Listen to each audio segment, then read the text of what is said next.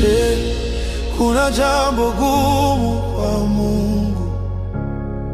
Nani ana shida asiyoweza kuitatua? Je, kuna hali yoyote yeye si Bwana kwayo?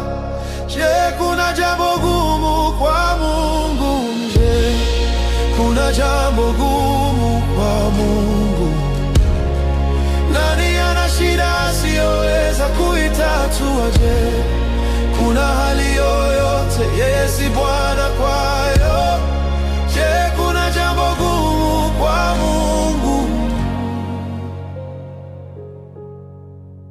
Amini tu, lishike neno lake, utaona mipango yake inafunuliwa, ikitimizwa kwa ukamilifu.